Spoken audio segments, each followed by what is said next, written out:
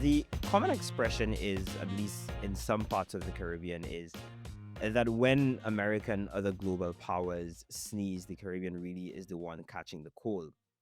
And what this really means in effect is that the machinations, the political ideologies, the praxis, the programs, the policies of the global north, among other countries, have a direct and sometimes deleterious impact on the Caribbean region as a small state. And here are the Oxford Policy Podcasts, which I'm very happy to welcome you to. What we look to uncover is some of the policy prescriptions, some of the underlying natures of some of the policies that we can implement to be able to protect the lives and livelihoods of our citizens within the Caribbean and the wider world in circumstances where they are affected through actions of those that are not of their making. I am Rahym Augustin-Joseph, a Master's of Public Policy candidate here at the Blavatnik School of Government at the University of Oxford from Saint Lucia. And I am joined with the Premier of Nevis, Honorable Mark Brantley, who has been a thought leader in this regard, who has continually argued, and of course, he will tell us a lot more about that today, that in circumstances where other countries continue to engage in politics for their own interests, the Caribbean should not cower in the face of such global challenges, but seek to distinguish itself and protect the lives of their citizens. Premier Mark Brantley is a lawyer by profession, but he's also the premier of Nevis and a former foreign affairs minister.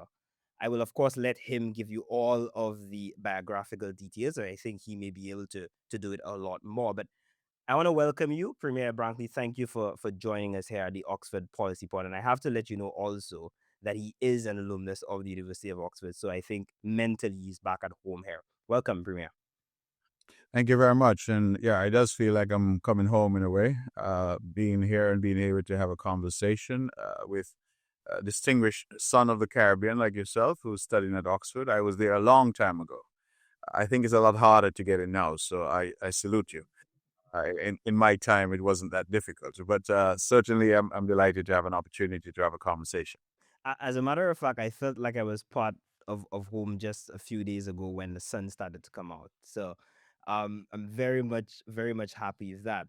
But Premier, I guess let's start off with this. For those of who are listening to the podcast but who may not be familiar with the Caribbean region, albeit I know a lot of them may have heard about the Caribbean for its tourism centric focus. So they may have heard a lot of the taglines, whether it be the Nature Isle of Dominica, whether it be the Spice Isle of Grenada, whether it be the Gem of the Caribbean in Barbados. But for those who remain unaware, can you position the Caribbean as part of this discussion? But more particularly, and I know that you will, position Nevis for us as part of this wider conversation. So Nevis is an island that promotes what we refer to as barefoot luxury. We're a small island. We're only 13,500 people. We're 36 square miles, so quite tiny. In fact, we are part of the Twin Island Federation of St. Kitts and Nevis, St. Kitts being our largest sister. But combined, the St. Kitts and Nevis is only about 52,000 people, 104 square miles. So we are the smallest country in the region, and the one that was last to become independent in the Caribbean region as well. So we are small, but certainly I think that we offer all of the luxury and all of the appeal that the Caribbean has. Insofar as Nevis is concerned, we have carved out a particular path for ourselves where we are an island that promotes exclusivity, not in a negative way, but rather because we recognize that the carrying capacity from a purely ecological point of view is limited. We are a small island with limited infrastructure. And so we don't go for mass tourism at all on Nevis. We go for the higher end guest.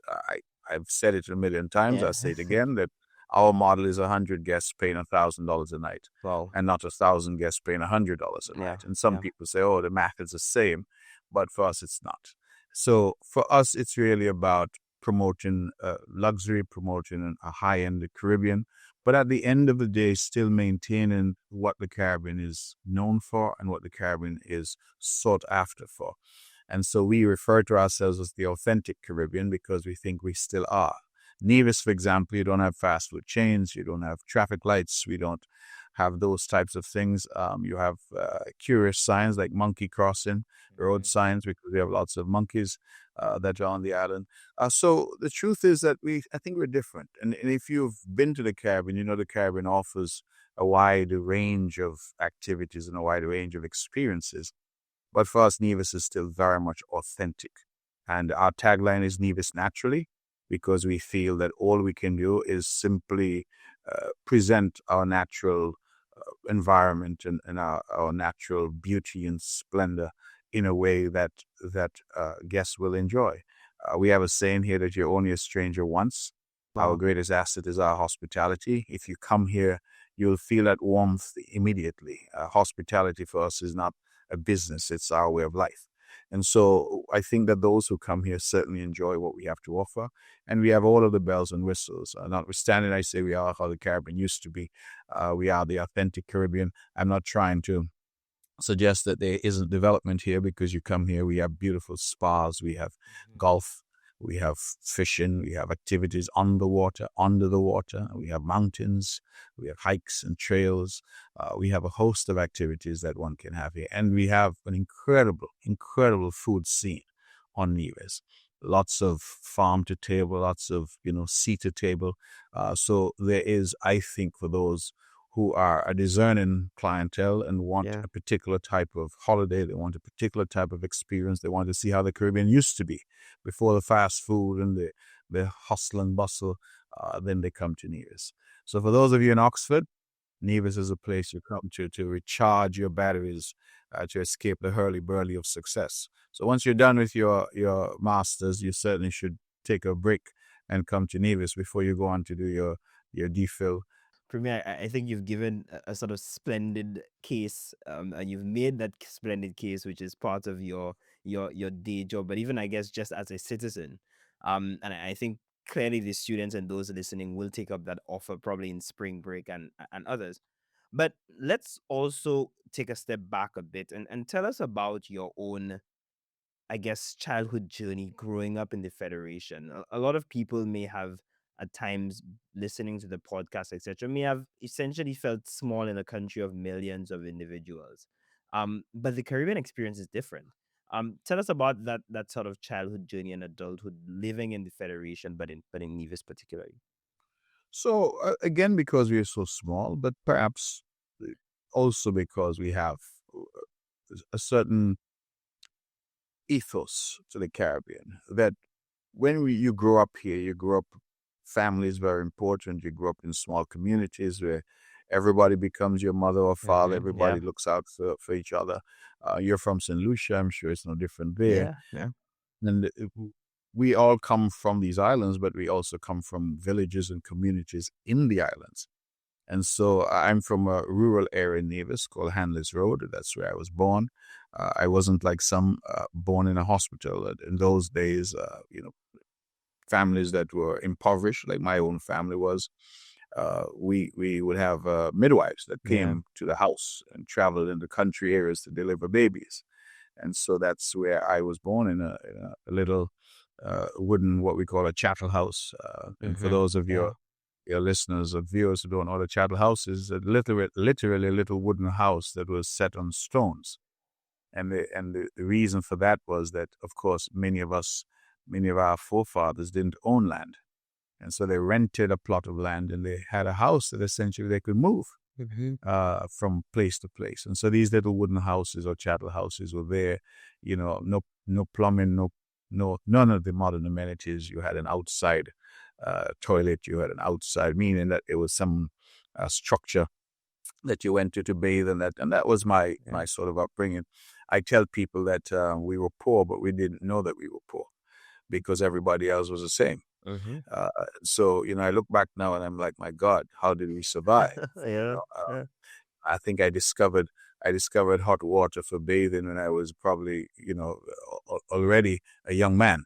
In those days, you didn't have running the water. It was really a particular experience. But I think that, some look back and they feel that they were disadvantaged in terms of growing up.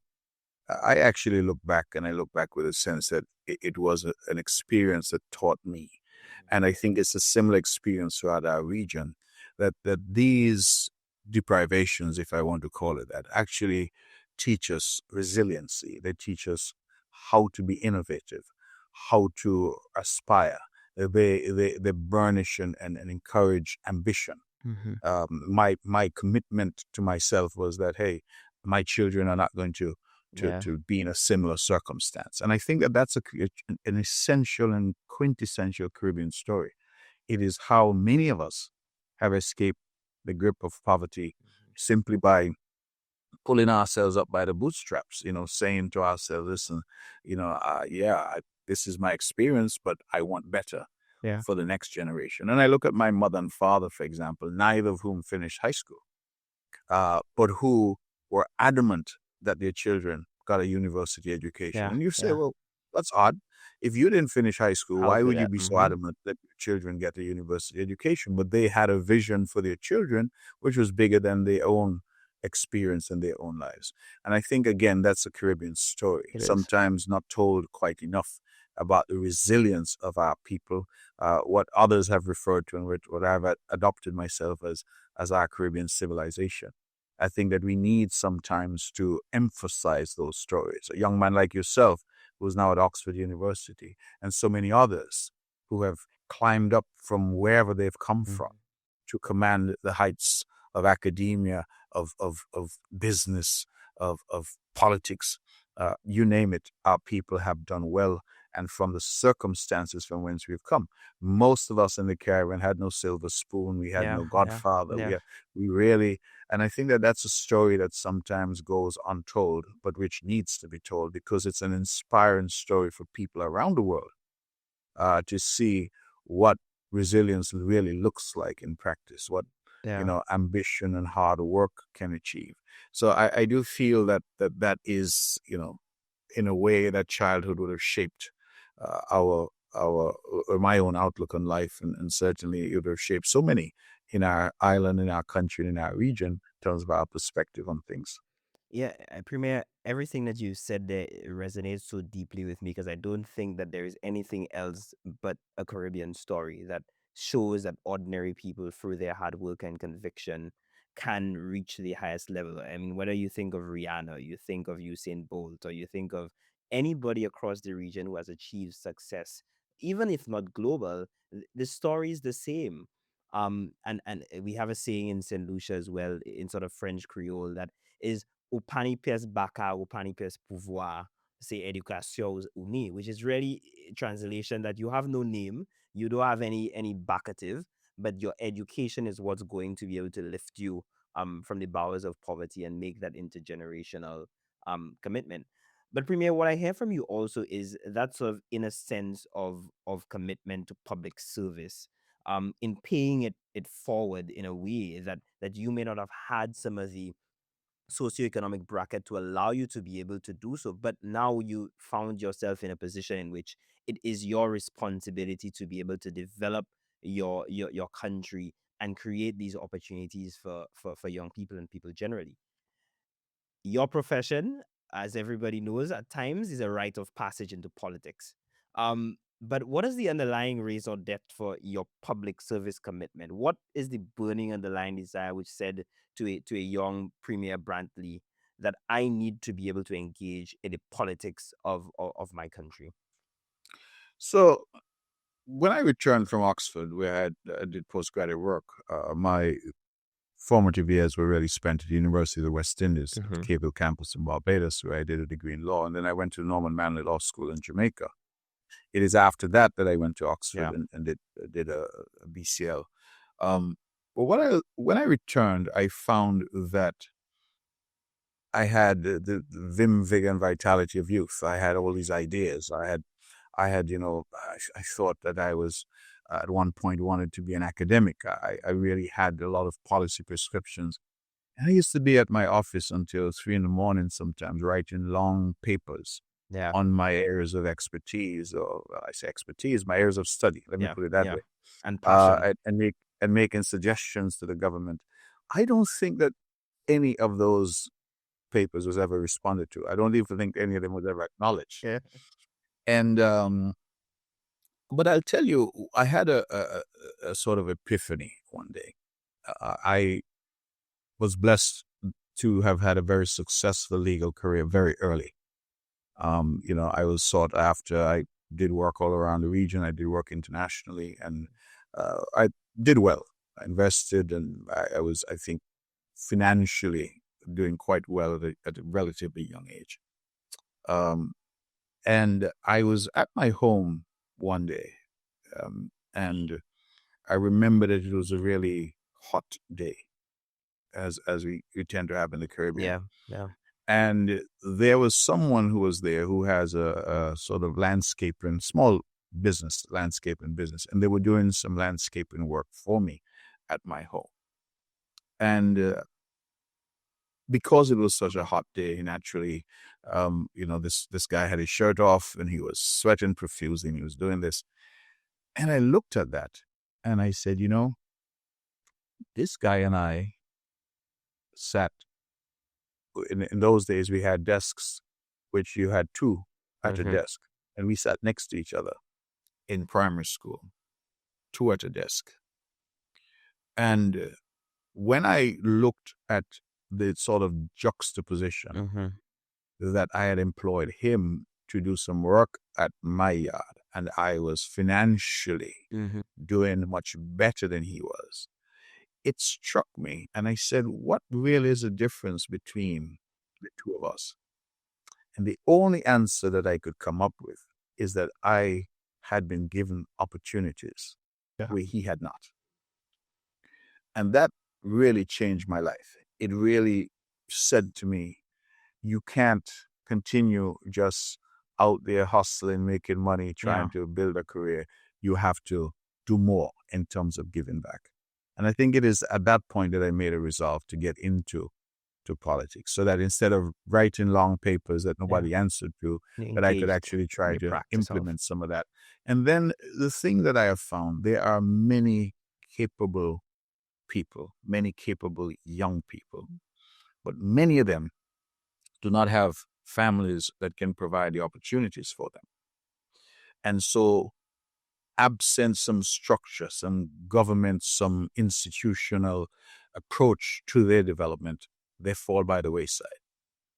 It's like having a seed, a perfectly healthy seed, but if you simply throw it on the soil, there's no care, there's no water, there's no effort to nurture that seed, it doesn't flourish. And so I made a commitment to myself that I will get involved in public life to create for others the opportunities that were created for me.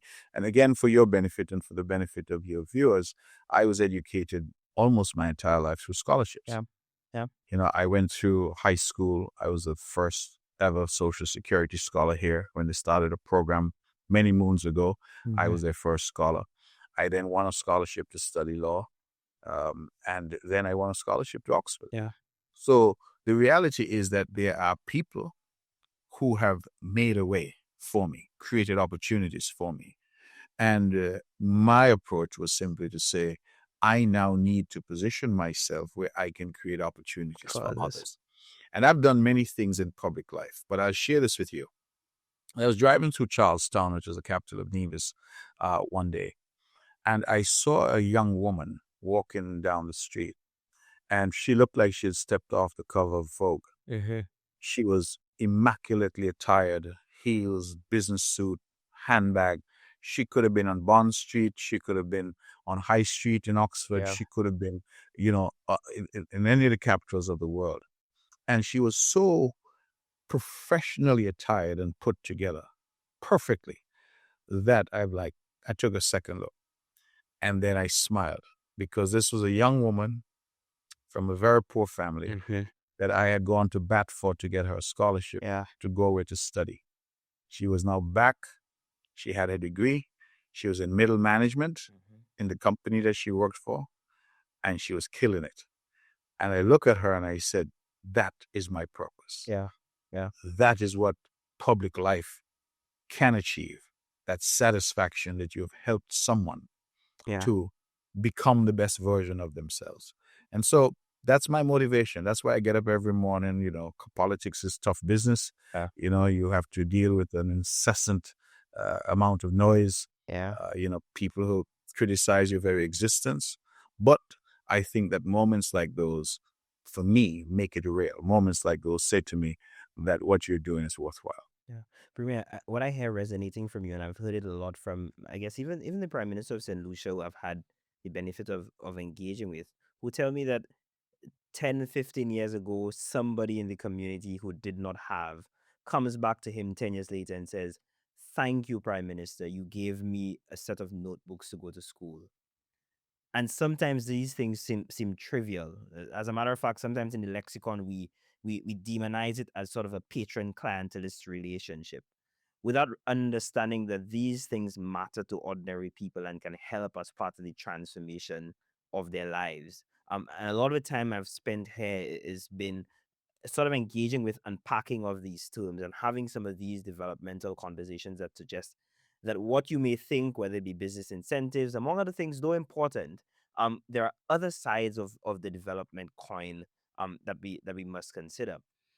But also in that vein, Premier, a few days ago we saw the invasion of Iran by the United States and Israel. We've seen a lot of other global hostility in the past, whether it be Russia, Ukraine, among many other instances. And at times, the Caribbean and other smaller states, though not directly as part of this conflict, have found themselves tremendously affected by some of these conflicts. And I've read some of your own inputs as part of these conversations. Your papers have not gone away. I clearly still see that you are, albeit in shorter forms, because you have the praxis of politics to be able to deal with. But can you help the viewers situate the Caribbean within the context of these global turmoils and what that means for the people of this region and how they're affected by it? So I think the people of the world are impacted by these wars and rumors of wars. Yeah. And one would have thought that after the two great wars that the world would have learned important lessons, that war is never and can never be the answer. We count wars in terms of cost, in terms of the economy, but wars impact people. Yeah. Wars destroy lives. And I think that we are now waging wars based on ideology, based on, religion, perhaps sometimes. And I think it is terribly unfortunate that we, at this level of development and at this stage of human advancement, that we still resort to the most basic of human tendencies, which is violence.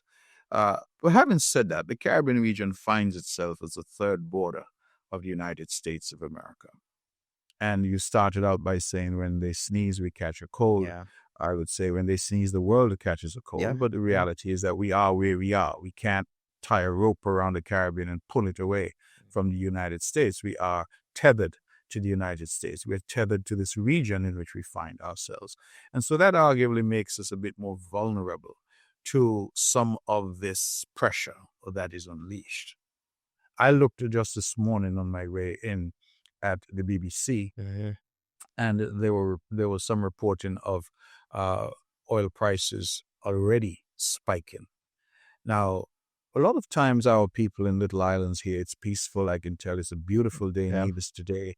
I'm sitting in a beautiful office. I look out my window. I see the Caribbean Sea. It's calm. It's a postcard type of day. And so people say, oh, these things don't have anything to do with us. A conflict in Iran, in the Gulf, doesn't have anything to do with us. And I said, no, it does. Because when oil prices increase, the impact of that in terms of cost of living, in terms of shipping, in terms of, your supply chain, in terms of the cost of electricity, the cost of transportation. That single mother with 2 or 3 children who's already struggling to make ends meet will now have to pay more for electricity, will now have to pay more to get her children to and from school, to get herself to and from her job. And these are the sort of sometimes unseen and unheard costs of these conflicts. So you have great powers engaging in conflicts, whether it's because of ego or ideology. Mm-hmm. We wrap a lot of things now in this ubiquitous notion of national security. Security. So Yeah. if it's in somebody's national security defined by them, Yeah. there's no Yeah. international definition of what national security means. It's defined by each country. So if it's in their national security interest, so therein lies the dilemma for us. And I think that the Caribbean finds itself now at a very difficult place. But I think that there are answers. I think in every great tragedy, there is also opportunity. And I feel, and in fact, I've said so to the extent that anybody in the Caribbean is listening, I've said that what our leadership needs to do now is to pivot and to pivot hard towards more energy, uh, self-sufficiency. We have sun, we have wind, we have oceans, we have geothermal, to pivot in that direction because we have to find ways to insulate ourselves from some of these exogenous shocks over which we have no control whatsoever. We wake up in the Caribbean, we turn our televisions on, and we wait with bated breath to see where's the new conflict, because it seems now that that is the order of the day, that each week, each month finds a new conflict. We now are entering a new era where international norms seem to be fading away. Yeah. I heard a recent speech by Prime Minister of Canada, Mark Carney, Mm-hmm. at Davos, when he basically, in my opinion, pronounced the death Yeah. of the International rules-based law. Yeah. system. Yeah. Chancellor Merz, I think, of Germany, said something very similar at the Munich Security Conference Conference. recently, again signaling the death of the rules-based order. Now, if the rules-based order dies, what does that do to small island nations like Saint Lucia and St. Kitts and Mm-hmm. Nevis? Because it is a rules-based order that gives us an Protect us. opportunity. Mm-hmm. It's a rules-based order that gives us a voice. It's that allows us to stand up in the United Nations and stand up in the multilateral organizations of the world and be able to bring our issues to the forefront of the global consciousness. I look at climate change as a good example, where the Caribbean has leveraged its membership in these organizations to bring those types of issues to the fore. So it's extraordinarily difficult period for us, but I think we need to pivot. We need to now look internally as a region, play to our strengths as a region. The Caribbean has no absence of intellectual capacity. We're some of the brightest and most capable people in the world.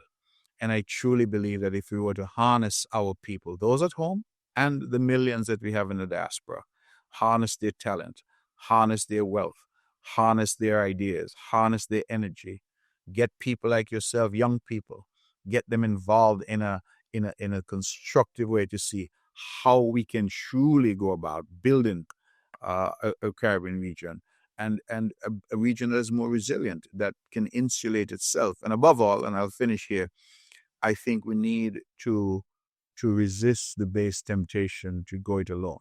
Yeah. And we need to anchor ourselves in the notion that we have a Caribbean civilization, and whilst we are comprised of different countries, that we should speak with one voice internationally. I made the observation recently that small fish anywhere in the ocean always swim Together. in large schools. Yeah. They do that because it gives them a better chance of survival. Yeah. We are small fish in a global environment. We need to work as one. We need to speak as one. We need the world to recognize that the Caribbean region speaks as a single entity. And so for me, part of the answer is greater unity within CARICOM and within the Caribbean region. Yeah. Premier, thank you for sort of giving us these guiding, very broad brush, um, very well battered strokes for those that understand the cricketing analogy. Albeit that I remains sad that we are out of the World Cup. But Premier, what are some of the sort of pragmatic policy prescriptions in your mind, whether not only on energy security as opposed to insecurity, but questions of individuals from the diaspora coming back home and building this civilization, cognizant of whether it be visa restrictions, cognizant of a sort of narrowing of the economic base within the region, whether it be for the citizenship by investment program and the problems associated with that globally. What are some of the pragmatic policy prescriptions that you think could shift the needle in a very strategic and radical way, to use that term? So I think that for even the most uninterested observer, we can agree that the world is getting more hostile. We just spoke about wars, but there is also, I think, a philosophical shift that we're seeing, particularly in the global north, where those countries are essentially waging war on immigrants and immigration. Where Caribbean people, for example, were able to move to England as our old mother country, so to speak. We saw what happened in terms of the Windrush generation and the scandal that erupted there. In fact, I was foreign minister and was very involved in that fight in terms of Windrush. We see now the United States cracking down on immigrants and immigrant communities. We see the rise of the far right in Europe, which I think is going to lead to further crackdowns. I say all that to say that there's a philosophical shift that I am seeing, and I think that others have also remarked upon. That means that the opportunities for Caribbean people to migrate to these countries to seek a better life, to seek to provide for themselves, that those opportunities are slowly being choked off.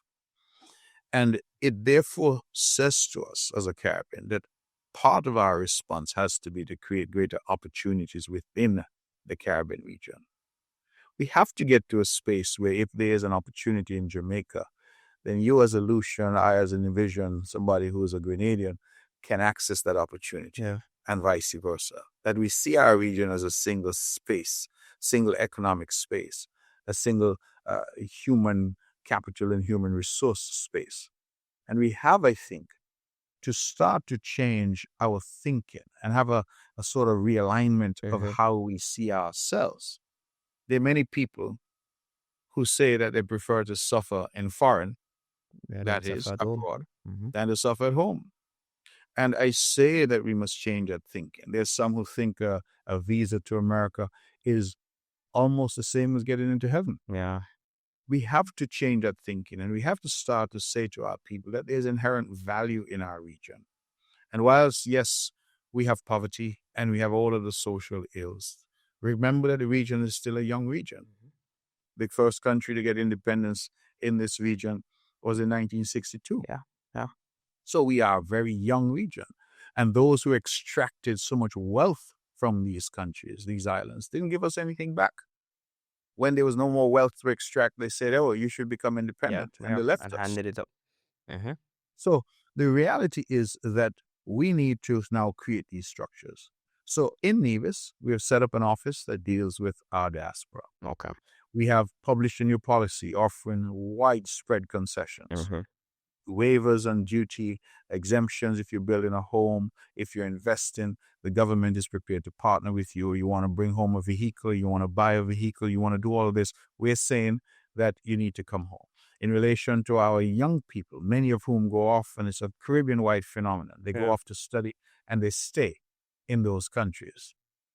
One of our biggest exports from our region over the last 100 years has been talent. Talent.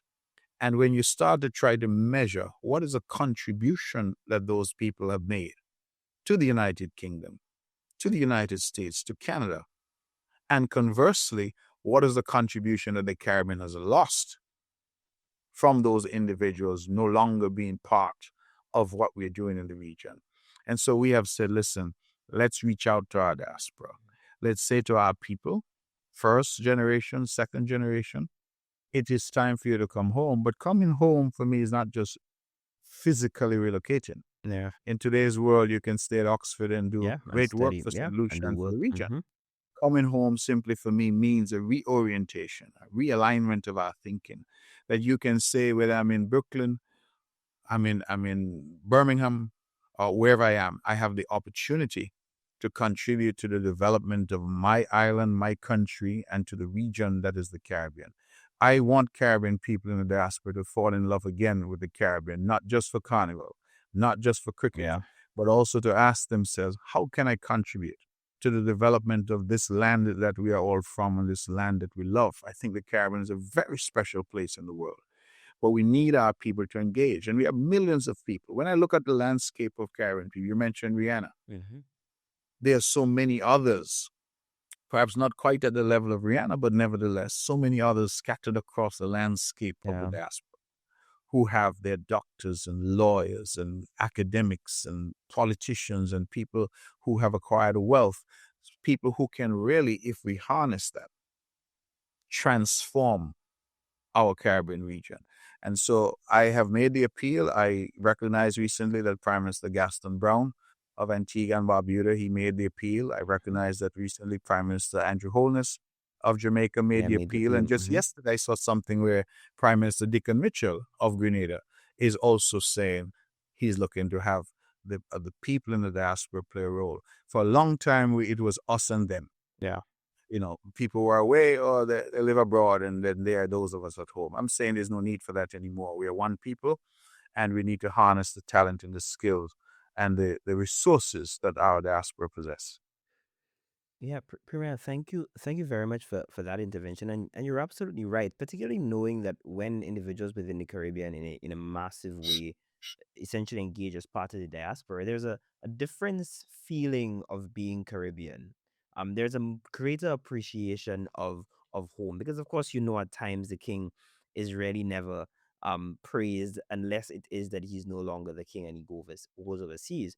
And to that extent, I think once we're able to marry the economics and the politics of the diaspora back home, because the affinity has always been there.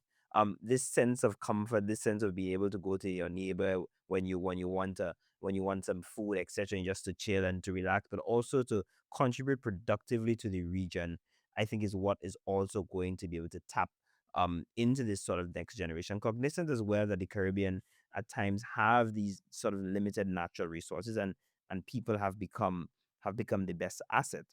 But again, also to shift this conversation slightly as well, Premier. I want you to sort of give us a sense as well of what you think the regional integration movement at this particular point in time needs to galvanize around to be able to move in the same direction. Cognizant, obviously, that within the Caribbean, at least for the viewers, the Caribbean community does not have an EU type supranational authority typology of regional integration, but instead one that operates under the Caribbean community and the sub-regional body of the Organization of Eastern Caribbean States in a functional cooperation way, which says at times that we can coordinate on certain policy prescriptions, foreign policy among others, but everyone has their sort of individual right. Tell me about where do you see, as a former foreign minister, where do you see this sort of gaps, but also the opportunities for the regional integration movement at this time? So the regional integration in the Caribbean has suffered, and then that's the honest truth. Yeah. I think that it has been an experiment that has taken far too long. It is still in the lab, Yeah. and I think that we now need to do more to accelerate the pace of that. At the CARICOM level, we have what we call a skills certificate, where certain categories of workers are allowed to move freely, other categories of workers are not. I think an excellent model is actually the Organization of Eastern Caribbean States, Yeah. the OECS, because in that subgrouping we have full Free movement. Yeah. freedom of movement. So if you're Dominica, Saint Lucia, Antigua, and you're Kiddishan Division, etc., you move freely without the need for a work permit, without the need for A any type passport, of even. residency Hmm. requirements. And I think that arguably is a better model. Now, let me say at the outset that the Caribbean, of course, comprises some nations which are far larger than others. Hmm. It is true, for example, that Jamaica has 3 million people or Yep. thereabouts. I think its Nevis has 50,000. And as someone said to me once, if just 5% of Jamaicans were to decide to move to St. Kitts and Nevis, Hmm. your systems would collapse. How will you provide schools and so I recognize that we have some limitations. But I also feel that part of our difficulty has been the Caribbean Sea. And if you ask me what I mean by that is Yeah, that I the was just Caribbean about to Sea has ask you. been perceived as a divider. Hmm. So a Jamaican will hold very fiercely to his or her Jamaicanness, a Barbadian equally, a Trinidadian equally. The Caribbean Sea, I think, again, as we reimagine our region, should be seen as a uniter. So it's the water that connects us, not the water that That divides divides us. us. And I feel that part of what we've suffered from is this sense of individualism, that Jamaica doesn't need anybody. Jamaica can go it alone. Trinidad doesn't need anybody. We can go it alone. And then we realize that whilst within the Caribbean context, these are large countries, within the global context, we're still minnows. All of us are minnows. Some smaller minnows than others, but Yeah. nevertheless, we are all minnows. And so I think that we need at the national levels to subjugate that fierce individualism and to create for us a regional consciousness that in order to weather the storms, in order to deal with this paradigm shift in terms of the geopolitical environment that we're seeing, in order to confront what we're seeing middle powers, as Prime Minister Carney says. are doing, that we need to change our approach if we are to survive. And there have been a number of recent issues that I think if we had responded as a region, the result may well have been the same. But I think it would have said to the Caribbean people that our leadership is responsive as a region. And so harmonizing our approach, the CARICOM Treaty doesn't require us to agree on everything, but perhaps we need as leaders in the region to try harder so that when we confront situations, when we confront the middle and large powers, that we do so as a region, we do so in a united way. So I think that that unity of purpose is going to be critical if we're going to weather the storms that I see lie ahead.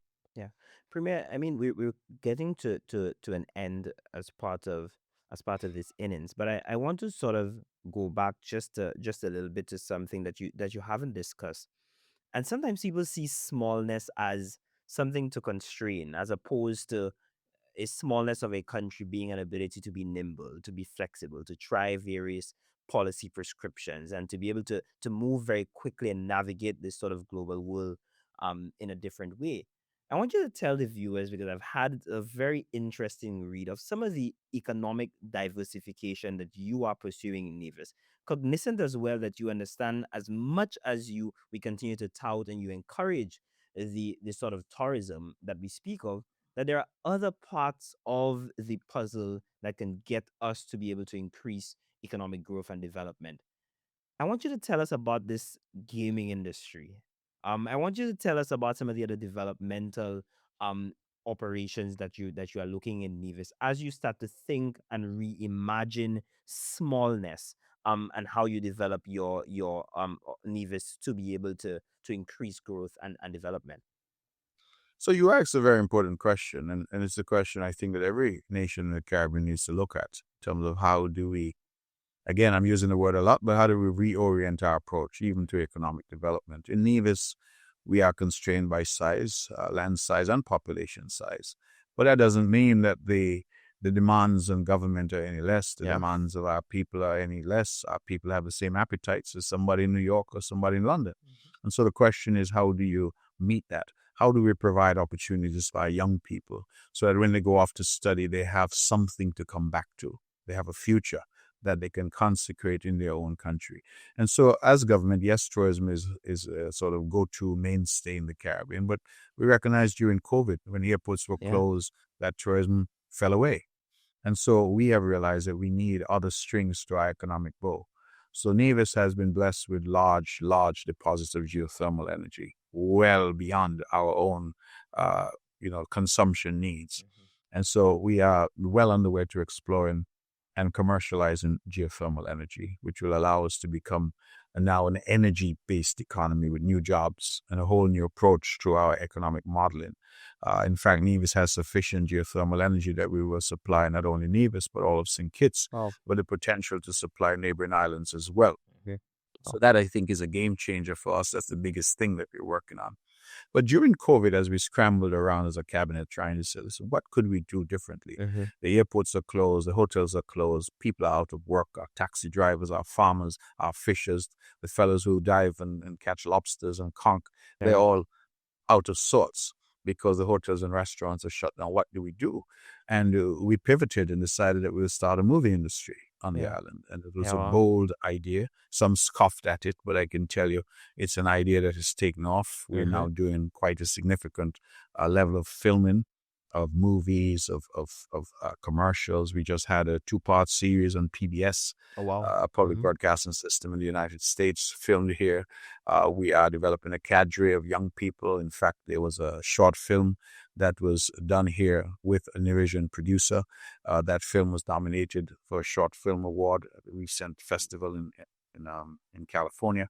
So that is an area that we see our young people rising now to the fore as makeup artists and doing interesting new things in terms of new jobs.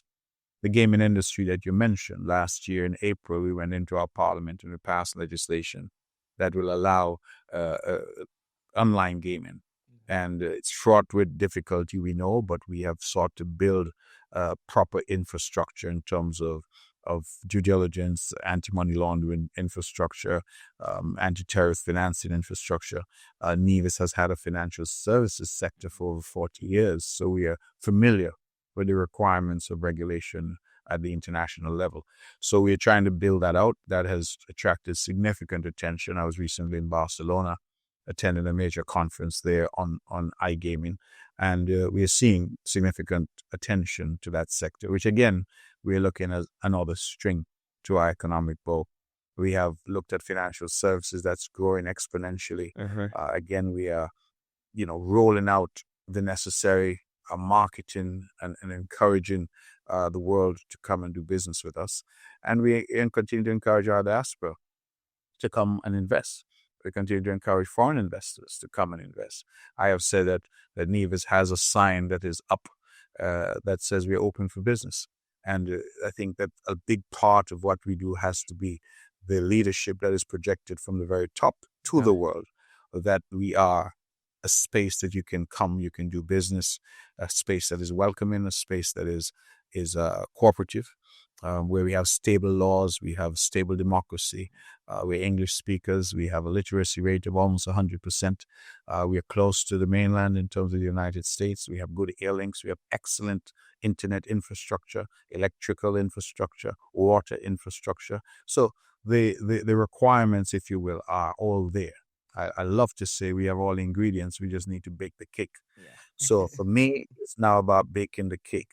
And so I'm encouraging people to come and have a look at Nevis and come and do business with us. Premier, I'm really, really sorry. This conversation could go on and on, but I know that you have your day-to-day job of serving people, and to that extent, I'm certain that they couldn't care less whether it is morning, noon, or night. Public service is difficult that way. I want to thank you for joining us here on the Oxford Policy Pod to talk through some of the prescriptions that the Caribbean can look at and be able to engage with in this period of global turmoil. That it does not need to be a moment of learned helplessness, but that it can serve as an opportunity for us to be able to recalibrate and reorient, as you've mentioned many times, whether it be on a personal level, whether it be within our communities, within our villages, but also, of course, at the national and regional level in questions of engaging the diaspora to come back home, on energy security, on unity within the Caribbean region, while still having a global presence, as ordinary Caribbean people have always continued to do. So I want to thank you for joining us. Viewers, I want to thank you for listening. Thank you here at the Oxford Policy Pod. I am Rahym Augustin-Joseph, who was in conversation with the Premier of Nevis, part of the Federation of St. Kitts and Nevis, Honorable Mark Brantley. Thank you for having me.